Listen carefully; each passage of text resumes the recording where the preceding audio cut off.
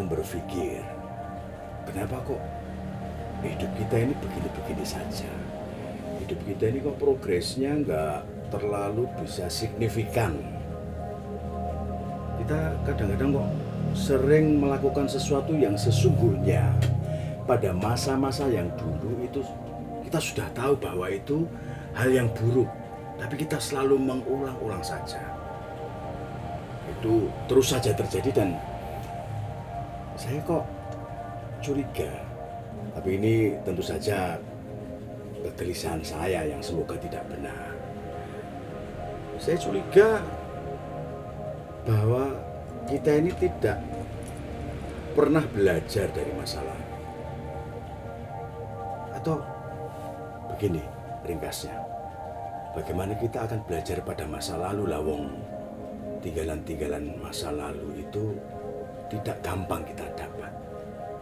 Nah, pada bab yang besar, kita itu banyak belajar pada masa lalu itu harus umpamanya ke Leiden, di negeri sana, di Eropa sana, di Belanda. Kenapa? Karena banyak konon buku-buku kitab-kitab kita itu pada masa lalu banyak diangkut ke sana. Loh, pasti ada sesuatu toh, ada something. Nah, kita terlalu mengkontinuasikan atau menjadi sambungan bagi keengganan untuk menulis. Jadi kita tidak belajar dari tulisan-tulisan. Jangan mengulangi. Maka saya punya gagasan bagaimana seluruh atau hal-hal yang penting saja dari hidup kita itu kita agak sedikit rajin untuk menuliskan. Bisa untuk kita, itu pasti untuk belajar. Tetapi yang lebih penting adalah sesungguhnya untuk anak-anak kita di masa depan. Generasi penerus kita.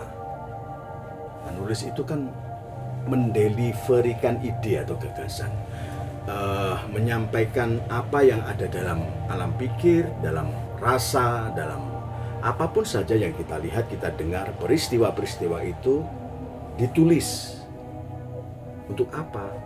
Ya sebagai bahan ajar, bahan belajar. Bagaimana anak-anak kita di depan nanti, di masa depan nanti, tidak kesulitan untuk, atau paling tidak membantu mereka untuk mempunyai referensi dari peristiwa-peristiwa kita. Salah satunya adalah dengan tulisan. Maka nggak usah punya pikiran yang terlalu sulit. Ya kalau Anda punya gagasan dan itu menurut Anda bagus, tulis saja. Wes, apapun tulis. Saat ini ada di tangan saya sebuah, katakanlah itu puisi tentang menulis. Judulnya adalah Menulis Itu. Menulis itu menanam. Catatan hasilnya ibarat penguraian akar pada akar, batang pada batang, daun pada daun, dan seterusnya. Semakin tulus kau urai, semakin menjalar pada detak keharusannya. Semakin kokoh pada teguh kepastiannya. Semakin hijau pada rimbun kebersahajaannya. Hal yang mesti kau hindari adalah tercabutnya kesejarahan akar dan terpangkasnya kemerdekaan daun. Semakin rajin kau menulis, semakin subur kepastian berbaris. Menulis itu merebus. Ada bermiliar titik didih di keharusan substansi dan sapuan peristiwa-peristiwa air. Bukan hanya apakah akan jadi secangkir kopi panas, segelas teh hangat atau serendaman ember kuku-kuku suam bayi-bayi manusia sepanjang zaman. Metamorfosanya adalah saksi bagi sejumput peradaban pada diskusi-diskusi panjang dan doa-doa masa depan. Tak penting untuk diingat, meskipun menulis itu dialah saksi hura-hura dan sekelumit sisa luka sedu-sedan. Menulis itu merayap, di mana cangkang telur berjatuhan, sementara angin malam membuai ayam kecil melata di keramaian, di mana lenguh sapi menghilang, sementara sisa kunyah daun kacang berserak-serak di ladang hamburan, di mana merapuh gaung pekik kuda jantan, sementara sang betina terus meringkik dalam ringkuk hangat ritus kebersamaan.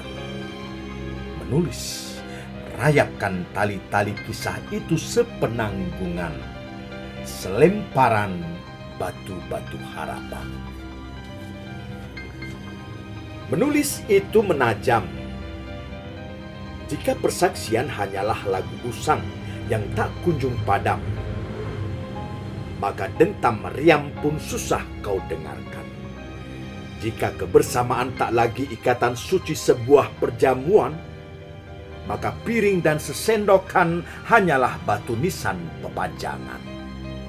Jika seonggok tai kerbau terus saja diharum-harumkan, maka tercerabutlah zaitun dan jasmin sebagai ikon megah wewangian. Jika pisau-pisau tumpul bersih maharaja seliweran, maka keberhakan bilah bambu sebisa-bisa menajamkan. Jadi, menulis itu bisa apapun saja.